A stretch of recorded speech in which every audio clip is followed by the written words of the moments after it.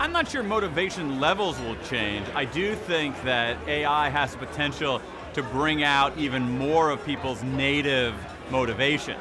So if you think about what makes people do what they want to do, it's a sense of autonomy and self-direction, a chance to get better at something, and a sense of purpose. And so if artificial intelligence, machine learning, other kinds of mechanistic tools are doing more of the compliance-oriented, drudgery kind of work, it theoretically at least frees up people to be more self-directed, to learn more, and to have a sense of purpose. And that third point is actually really important.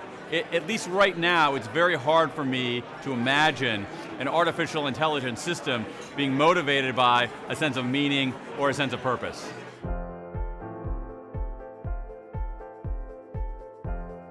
Artificial intelligence is going to have a huge role on human judgment. I think what's interesting about AI is that it allows us to answer a lot of questions, but it doesn't necessarily always ask the questions. And so to some extent what it does is that it shifts human beings from being providers of answers to being askers of questions. And that's a profoundly different set of skills. And so when it comes to, so we have to think of judgment as a mix of those things. Not only deciding what to do, but actually knowing which questions to ask to lead us to those decisions. And so AI can help us with answering certain questions, but it's going to be up to human beings ourselves to figure out what are the right questions to ask.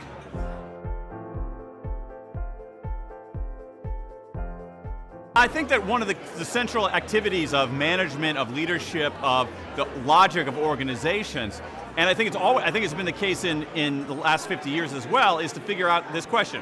What do machines do well? What do humans do well? And there's always been, to some extent, a division of labor between machines and people. And as machines get very good at things, just as they got very, very good at farming, we could do farming with fewer people who were doing actually substantially, materially different things. The same thing has happened already with manufacturing. We can have great manufacturing productivity because our machines have progressed to the point where they're able to be extraordinarily productive and the human beings involved with them are doing substantially different things. They're not doing repetitive rote work. I think the same thing is going to be true with artificial intelligence, that we're going to figure out what does artificial intelligence do extraordinarily well, much better than human beings. It could be things like massive numbers of calculations. It could be sifting through giant data sets. It could be running 10,000 simulations in the space of a few seconds. And so human beings are not going to be able to do that as well as an AI system. But I do think there's some things that, at least for the short term, human beings are going to be much better at than AI. Things like having a sense of empathy. Things like understanding social cues. Things like executing moral and ethical judgment. And things like having a sense of meaning. And so what we're seeing now is, in some ways, not a new story. It's really the central question of the division of labor. What do machines do? What do humans do?